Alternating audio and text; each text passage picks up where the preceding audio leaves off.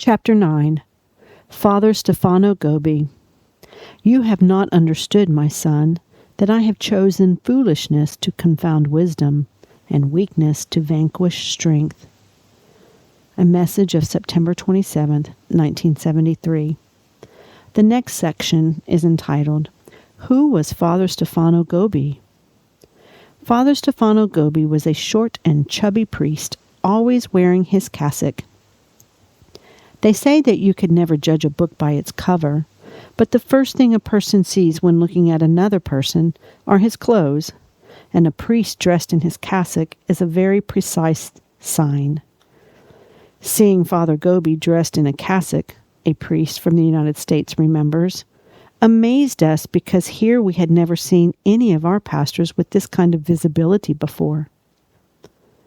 He acted in a somewhat impetuous and impulsive manner. At times he could be abrupt and blunt, which could cause people to feel a bit uncomfortable, but at the same time he had a disarming simplicity. Of course, in order to keep up with the pace of the constant traveling that he did for almost 40 years, from 1972 until his death in 2011, he had to have a strong and robust constitution, able to endure much physical and emotional wear and tear. For years he lived out of his suitcase, finding himself tossed back and forth from hot to cold climates, from humid to dry weather, and from high mountains to flat plains. He had to adapt every culture and language from Spanish to Chinese, and had to be able to shift from gathering with up to 40,000 people to days spent with small families in isolated African villages. He was constantly changing beds, having to eat different types of food, and crossing multiple time zones, and was forever pressed with every kind of concern and worry, such that he was no longer really in charge of himself or his time. His life was that of true exile. He used to pack his suitcase at a moment's notice and would always bring with him a small statue of the Bambino Gesù, the child Jesus, a few changes of underclothes, and the blue book. He was a priest of the Company of St. Paul, but he was hardly ever in his room at the religious houses where he lived, the first one on Via Mercalli and the other on Via Turugula, both in Milan. To see his room was to see a work of art, a bed, a small table buried under a mountain of books and letters from all over the world, and also his ever-present statue of Our Lady of Fatima. This was not just his small living space, but the center of a worldwide movement. There was nothing great or striking about it, and definitely nothing ostentatious. Everything was and had to be as God had planned it, very unassuming. Do not be concerned about the spread of the Marian movement of priests. Let me act. Trust me. Do not look at the results. A message of October 13th, 1973. He was a true witness of Our Lady who wasn't afraid of speaking up or losing friends. Once during a cenacle in the United States, a priest repeatedly asked Father Stefano if he would visit a convent of nuns at the end of the day because they had insisted so much on seeing him, and they wished to get to know him and were hoping that he would address them with a couple of words. In spite of his weariness, Father Stefano accepted and went to see them. There he found himself in front of a group of elderly women who lived in a luxurious home. They were dressed elegantly, which showed they cared about their looks, wearing slacks, fancy hairdos, and showy lipstick. But where were the nuns? Father Stefano was shocked. When he was asked to speak, he said these words, "I was asked to say a couple of words to you. Well, I will say 3 words. Brute, brute, brute. You are all ugly, very ugly, ugly for God and for men. Goodbye." And without saying anything else, he left. He was something else. It goes without saying. And yet Our Lady had chosen him. With this personality, he often made a bad impression. But at the same time, he knew how to correct himself, and he was able to sincerely humble himself. Nothing could stop him, neither bad weather, nor the discomfort of his long journeys, full of difficulties and trials, nor any physical fatigue. Not even customs could slow down his journey if there was a cenacle to attend, and thousands of people were waiting for him lovingly and eagerly. They wanted to feel loved by Our Lady, and for sure he didn't want to disappoint her.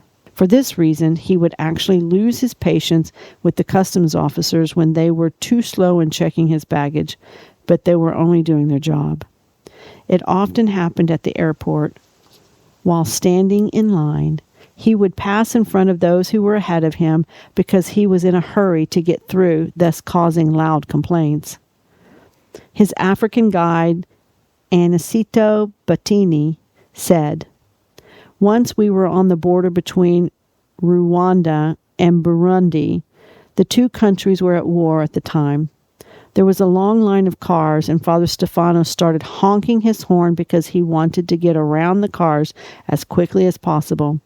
Soldiers then came and pointed their machine guns at us. Well, what a mess. How could you tell the soldiers that this was just a question of Father Stefano being in a big hurry? At times when he was in the passenger seat, he would urge the driver, saying, 'Hurry, go faster,' to the point that one of the drivers once reproached him, 'Do you think Jesus is happy when we don't respect the speed limit?' Then he wouldn't say anything more until the next time." Father Stefano indeed had a strong character, reflected Bishop Raul Scaroni of Uruguay. But this strength was necessary in order to overcome numerous difficulties. His fortitude was a gift of the Holy Spirit. He knew what Our Lady wanted and what she was asking of him. Father Stefano would admit that he suffered because of his character, but he also would add that God's works were not hindered by the inadequacy of his instruments. Nothing is more exhausting than having to carry the weight of our own inadequacies, affirmed the Swiss theologian Maurice Zundel. But when we have faith and we abandon ourselves totally to God through Mary, even this kind of weight becomes light. God is not worried about our shortcomings. The true obstacle to God's action is sin, lack of trust, and self-love. In fact, as quoted, God chose the foolish of the world to shame the wise, and God chose the weak of the world to shame the strong. And God chose the lowly and despised of the world, those who count for nothing, to reduce to nothing those who are something, so that no human being might boast before God. 1 Corinthians 1:27-29. Father Stefano tried to let himself be modeled by Our Lady, and he had to struggle with his fiery and uncompromising character. As a good mother and teacher, she taught him and corrected him. Quote, "Let yourself be led by me. How many times you would have liked to do something and you cannot. Oh, this inability to act, this experience of your own fragility, and the patience which you must exercise, and this waiting. How much this costs you at times, how it makes you suffer, how it purifies you." Message of March 23, 1974. Lebanese Father Elias Ryle said, "The mother led him in this way like a small child. Therefore he came to have a childlike spirit, from the constant molding of the Virgin towards the end. He didn't have any air of egoism, superiority, or duplicity. He who gave strong guidance to thousands of priests and faithful on their journey to God could become almost insecure in private, so much so that at the end of the gatherings, he often asked his friends hesitantly if everything had gone well. It was as if he lived in a kind of insecurity with the need for confirmation. At times I saw him showing real fear," says Father Elias Ryle. "Once a soldier came up to him, and he became so afraid that I had to intervene to calm him down. Instead, the soldier knelt down because he simply wanted a blessing. Another time, he was summoned by a group of bishops and patriarchs. I wasn't able to enter the hall, but a few moments before going in, he started to beg me to go in with him because he was frightened, and intimidated. But then, when he actually started speaking, he seemed to be filled with a supernatural strength. The fruit of this childlike spirit, according to the teaching of the gospel, is to be able not to persist in one's errors. Quote, after a disagreement, he had the strength, rather the humility to apologize, said one of his friends. Bishops and priests themselves all agreed that he could be abrupt in character, but he would admit when he was wrong and would say, I was wrong, forgive me. Spiritual infancy is always to be recommended for the priestly life. It is a distinctive sign of Marian spirituality. In her message of September 8, 1976, Our Lady said, You must be little because you are my children, and therefore you should live the same life as I. You must be little to become docile instruments in my plan, and to draw upon yourselves the good pleasure of my Son Jesus. How Jesus loves you, my dear sons. Indeed, he loves you because you wanted to be little, poor, simple, and humble. Father Stefano himself in his teachings recalled the image of a child. We must be like infants, little babies, only a few months old, who are nourished by their mother's milk. It is consoling to think that the imperfections of fallen human nature are not an obstacle to holiness and a life of friendship with God. Father Stefano's flaws of character were visible and everyone noticed them, but his continuous turning towards God in prayer was also clear before everyone's eyes. He always held a rosary in his hand, and wherever he went, on a journey, in a car, on a plane, or on a peaceful walk in the mountains, at his mother's house, by himself or with others, he was always praying. He never missed the liturgy of the hours, and when he knew he wouldn't have any free time due to a trip, he used to get up earlier in order to keep up with his breviary. In the Cenicals, he followed a set schedule of prayer: Holy Mass, Eucharist adoration, and the Rosary. Then, as soon as the Cenical was over in one place, he often would leave because a few hours later he would have to do another Cenical somewhere else. He moved nonstop and without complaint. This is what his priest said about him. He was in love with the Eucharist, Jesus. He always spoke about Jesus in the Eucharist. He did everything under Mary's protection. His wish was that all priests might conduct their work in the presence of the Immaculate Heart of Mary, under her guiding hand. He taught us to pray. He is an example of priestly life because he knew how to communicate with people, especially inspiring them to pray together. He invited us to form the Cenicals, to live with Mary and with Jesus in the Eucharist. He always prayed. Father Laurent Larocque observed, as soon as he arrived in a place, he used to retire to his room, take out a statue of Mary, and start to pray. Especially towards the end of his life, this tenderness seemed to grow. Once I saw him myself in front of a little statue of Our Lady of Fatima, caressing it and repeating over and over, Mama, Mama. Many times Our Lady asked Father Stefano to pray a lot. In her message of September 8, 1992, she said, Be faithful to the ministry of prayer. Return to prayer. Make the Eucharist Jesus the center of your prayer, the secret of your life. Father Stefano's reference to the Pope was constant, clear, and precise. Unity with him was a condition that he was continuously calling people to have. Our Lady confirmed this in her message of July 16, 1973.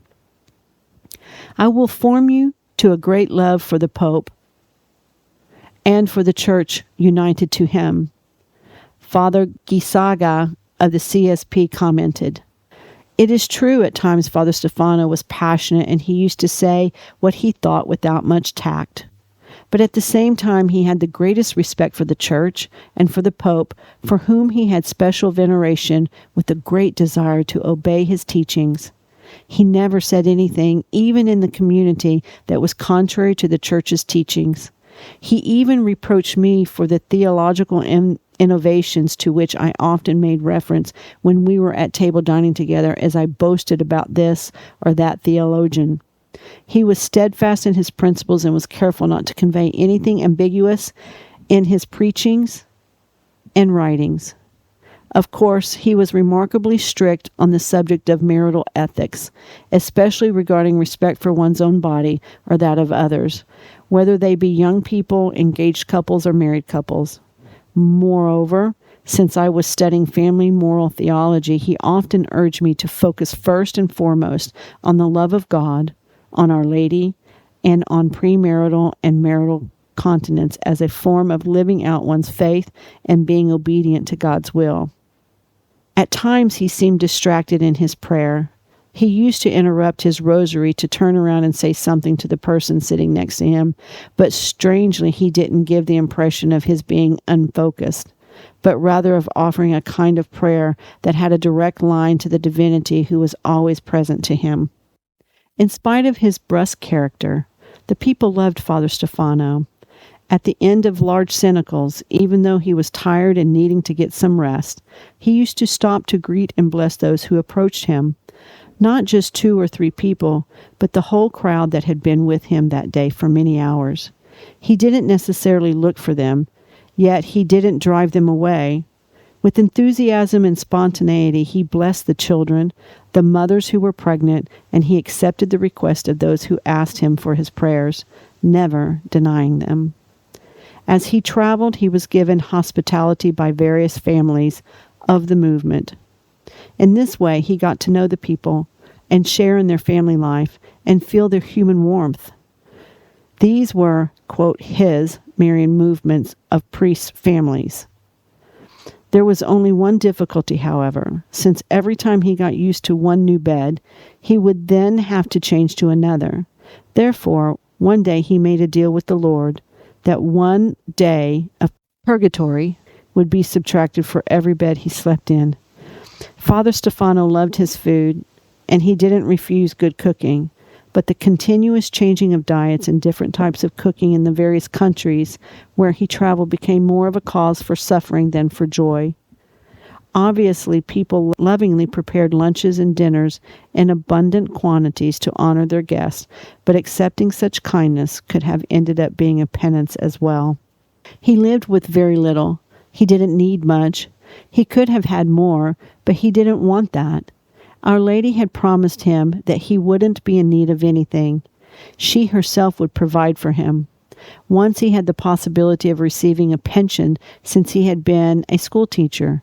Yet for a few years, he didn't fill out the necessary papers to request what he was entitled to. When one of his assistants pointed this out to him, he replied that he didn't intend to ask for the money. But when he was told that he could give the money to the poor, then he agreed. When his sister Giovanna noticed that his cassock looked worn or his undergarments needed mending, she would reproach him with typical feminine concern. "You can't meet bishops and authorities in this condition." But he would reply that it was fine. When he realized that someone was in difficulty, he used to immediately give help and support to the extent permitted by his religious state. This next section is entitled, "An Enemy He Called, quote, ugly mug," end quote. Like everyone, Father Stefano had trials and temptations. During the night, he often had to struggle with anguish. Your wounds are the misunderstandings, the doubts, the perplexities, and the numerous abandonments. These are the real wounds of the soul, which no one sees. A message of April 5th, 1985. However, he also had battles with the enemy of our soul, the devil, whom he used to call the ugly mug, who was at work especially during his trips and missions. Once, a bolt of lightning struck the plane he was flying in. After landing, word spread that the place that was struck was very close to the fuel tank. It was a real grace that they had landed safe and sound. Another time, a door on the plane suddenly broke open, flying away into midair. Yet on that occasion, too, the plane landed safely. Incredible things happened when he was in his car, too.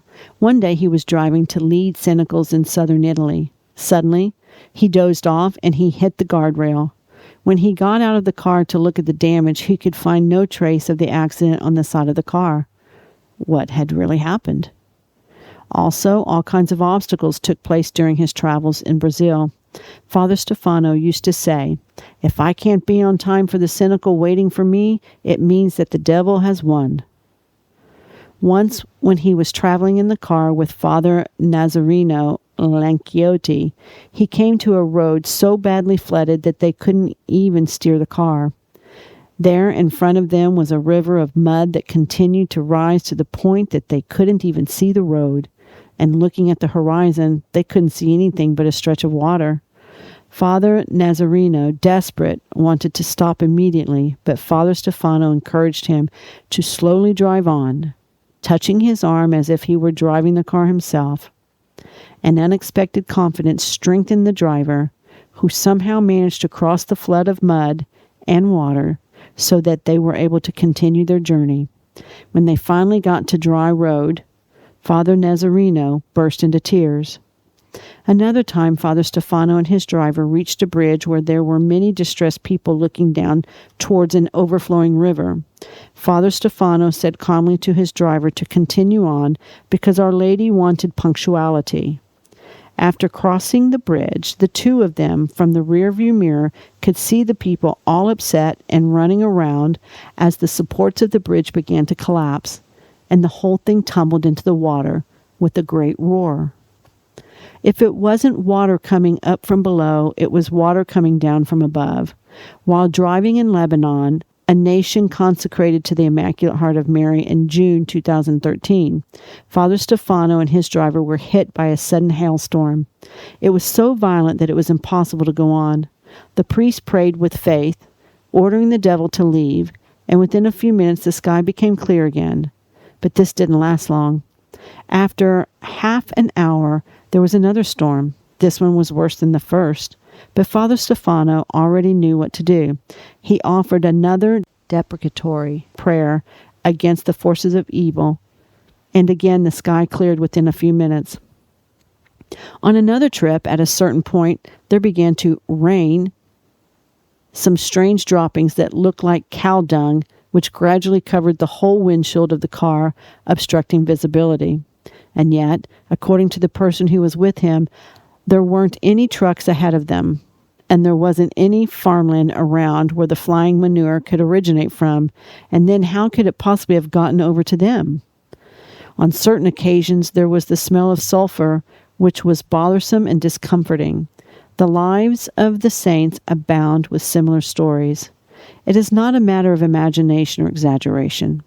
The devil really exists, and if he can, he will put up with all kinds of obstacles, both ordinary and extraordinary. Our Lady spoke of this from the very start. In her message of November 14, 1973, she said, "My adversary has now been unleashed upon you, and he is trying in every way to do you harm. But I will always be with you. Let all the priests of my movement know how much the devil dreads them and hates them, but I will be with my priests."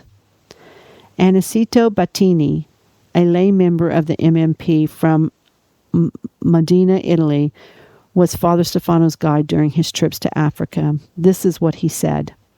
"We were in Kinshasa, in the Democratic Republic of the Congo. On the morning of the first day there, Our Lady gave Father Stefano a message asking him to consecrate the 3 countries we were to visit, the Congo, Rwanda, and Burundi. After making these consecrations, she promised that they would have peace. But, to tell the truth, I didn't believe it, since I knew that these countries had been ravaged by war for more than 15 years. And so, reasoning in a purely human way, I said to him that this was impossible. Then, in Bukavu, a city of the Democratic Republic of Congo, we received the sign of the rainbow for an hour. It was clearly seen by many people, and I became convinced that what Our Lady had promised was about to come true. All the people there were crying, 'Peace, peace, peace.' Father Gobbi announced Our Lady's promise of peace to everyone on the radio, on the TV, and wherever he went. I actually felt like stepping on his foot because of the statements he was making.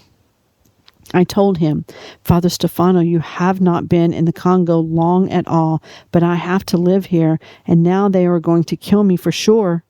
In the middle of October, we returned to Italy, but by the end of January, the countries in conflict had signed a peace treaty. This next section is entitled, "The Little Flowers of Father Stefano Gobbi." Was Father Stefano a miracle worker? Although this wasn't his main charism, we do have reliable witnesses on this subject. Let us look at a few significant happenings. Once, Father Stefano spoke to a young man who was the son of a woman who belonged to the movement. He was a soldier about to leave for a mission in a faraway country. He told him to wear a miraculous medal around his neck. He did this, and before leaving for his assignment, he asked Father Stefano to bless it. During this mission, the Italian squad he was in was attacked, and a nearby companion of the young man was shot and killed. The young man himself was also hit by a bullet, but it only broke the strap of his knapsack, leaving him unharmed. When he came home, he told Father Stefano about the incident. Father Stefano then confided to the young man that at the moment of the attack, he had felt that he was in danger and that he had prayed very hard for him. Father Francis Germia, a Scalabrinian missionary priest, remembers this story. "I was traveling leading cenicals in the United States. It was around 1997. The person who accompanied me from one city to another told me that doctors had diagnosed him with cancer. Therefore, he begged me to ask Father Gobbi, who was there to pray to Our Lady for his healing. That evening, after the cenacle, Father Stefano started to go back to the rectory. He had just reached the front door when he turned around and walked over to this man who hadn't asked him anything. He simply laid his hands on him in silence and left. This man told me that when he went for his next checkup with the doctor, the tumor had completely disappeared." Father Francis Germia also shared a story about himself. "This other story concerns me. We were going around doing cenacles. I was feeling ill, but I didn't say anything. As we prayed together, the divine office of Father Stefano said to me, 'You aren't feeling well.' How did he know this, since I hadn't told him anything? He laid his hands on me and started to pray. During the night, my kidney stones went away without any pain, and since then I have never suffered from this problem again." Giovanni, a member of the Marian movement of priests, tells this story. "One day, Father Stefano had to go to visit a family, but he forgot his suitcase, which was in the room where he was staying. His friends wanted to go back and get it, but he preferred to go back and get it himself, and he wanted me to go with him. He went up to the room to get the suitcase, and when we were coming back, Father Stefano gave me a pat on the back and said, laughing, 'Our Lady wanted me to come and take you away, but I objected. No, Mother. He plays the organ so well. Leave him here with me a bit longer.' I thought this was a joke. I didn't understand what he was saying. Shortly afterwards, on August 12th, I climbed a ladder to pick some fruit. I remember turning around, and then I woke up in the emergency room. I spent 3 days in a semi-conscious state. I later read in the medical records cerebral distortion, broken clavicle, 7 cracked ribs. In a month, I recovered and started going to the cenicals again. When I saw Father Stefano, I reminded him about the day of the suitcase, but he couldn't remember anything. In fact, he was surprised by my story." Another member of the movement, Otávio Piva de Albuquerque of Brazil, remembers, "After a month of cenicals, we finally returned to my house. During lunch, my wife started screaming, saying that our little girl was sick. She was having strange and violent convulsions. Before leaving for the hospital, I asked Father Stefano to bless her. We then rushed to get her into the car and depart for the hospital. However, it was immediately clear that the little girl was now well. She was back to herself again and began talking and playing. So we decided to go back home. Later on, Father Stefano told me that as soon as we had left the house, he told Our Lady that she didn't owe him anything, but that she should at least save the little girl in gratitude to her father, Otavio, who had taken him all over Brazil for an entire month. What can we say is the secret of these amazing deeds of Father Stefano, and also of his sense of humor, his littleness? It is necessary to be little, and that all feel themselves to be just what they are before me, just very little children. Message of February 18th, 1974.